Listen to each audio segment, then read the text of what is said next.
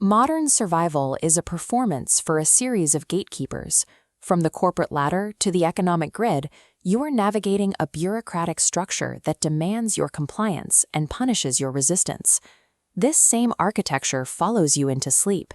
The nightly landscape of anxiety, nightmares, and the physical lockdown of sleep paralysis creates a feeling of being trapped within a system you don't control. Ancient Egyptian and Gnostic circles mapped these states as highly secure mazes. To pass, a soul had to know the true names of every guardian demon. Fighting with fear or physical struggle is exactly what allows the system to retain its grip on you. Gnostic texts identify these gatekeepers as archons, hostile cosmic governors who feed on human dread and ignorance. Meanwhile, Tibetan traditions call them wrathful deities. They are the personification of the rigid laws that keep a mind bound to a cycle of reaction. These traditions suggest a specific flaw in the gatekeeper's design. If you fight an archon, you are validating its objective power. Your struggle gives it a point of leverage, increasing its gravitational pull and ensuring you remain a part of its script. The solution found in the Nag Hammadi library was a verbal protocol. By reciting a declaration of origin, like "I am from the pre-existent Father," the traveler asserts an identity that predates the material system, causing the guardian's authority to simply stall. This is an ancient application of what modern psychology understands as radical recognition. By identifying a structural barrier by its true nature, you stop feeding the fear loop that keeps it standing. During REM sleep, the brainstem initiates a chemical shutdown using glycine and GABA.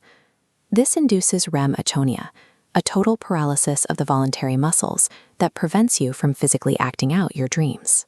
When your consciousness wakes up while the body is still locked, the brain's fear center, the amygdala, panics. It projects a shadow person or demon into the room to explain why you can't move. To the untrained mind, this is a moment of total victimhood. The dream yoga practitioner responds by naming the state. Instead of struggling to move, they focus on the internal declaration, "This body is asleep, but I am awake." They recognize the shadow not as an external attacker, but as a projection of their own survival instinct. This act of naming functions like a system override. Because the entity relies entirely on your fear to maintain its form, the moment you assert your awareness, the amygdala's fear response clears, and the hostile projection collapses. By refusing to identify with the paralysis, the practitioner reclaims the energy that was being wasted on panic. The nightmare is stripped of its power, transforming the boundary state into a stable platform for conscious awareness. This mechanism of identity assertion is grounded in the Gnostic formula of movement and repose. This isn't an abstract philosophy, but a documented historical framework for maintaining sovereignty in a hostile environment. Repose is the act of physical detachment, treating the physical body and its sensations as a temporary garment. Movement is the active, mental projection of an identity that refuses to be defined by external constraints. Psychologist William James called this the as-if strategy, believing bodily that you deserve a result before you have achieved it. Robert Greene notes that when you act with the carriage of a king, it becomes a self-fulfilling prophecy that others eventually accept as fact. Christopher Columbus used this to bypass the gatekeepers of the Spanish court. Despite his humble background, he carried himself with such absolute assumption of status that the monarchs believed his claim of nobility, eventually funding an expedition they had no rational reason to support. Columbus wasn't fighting the system. He was asserting a version of reality so complete that the social structure reorganized itself to accommodate him. The external barrier yielded once he stopped acknowledging its right to exclude him. This internal strategy can be weaponized in the waking world to force results.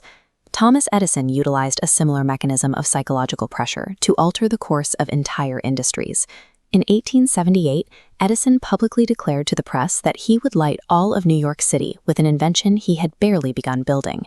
He provided a strict 5-year timeline for a technology that didn't yet exist. Looking at this 1880s Broadway, you can see the scale of what he was challenging. The gas monopolies were entrenched, and the physical infrastructure of a city was seemingly fixed. Edison's declaration wasn't a lie. It was the creation of an artificial, high-pressure environment. This public deadline acted on his own brain like the movement and repose formula.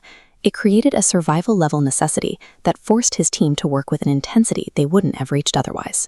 He hacked his own mind by making failure impossible. By asserting his timeline as an objective fact, Edison forced the economic matrix to reorganize. Investors poured money into his project because he had spoken his vision as a certainty, effectively demanding that reality fund his deadline. The mechanism that dissolves a nightmare is the same one that bypasses a corporate gatekeeper. The barrier only holds as long as it has a point of leverage: your fear, compliance, or desperation. Withdraw that leverage through an assertive identity, and the barrier becomes irrelevant. You are no longer struggling against the environment. In this state, the frantic chasing of success ceases because you have stopped acknowledging the gatekeeper's power to deny you. You shift from being a reactor who is moved by the system's rules into a presence that determines how those rules are applied.